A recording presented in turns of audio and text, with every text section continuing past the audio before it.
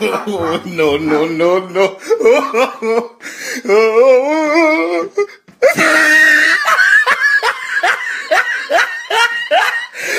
Look at the top of his head. Look at his lips.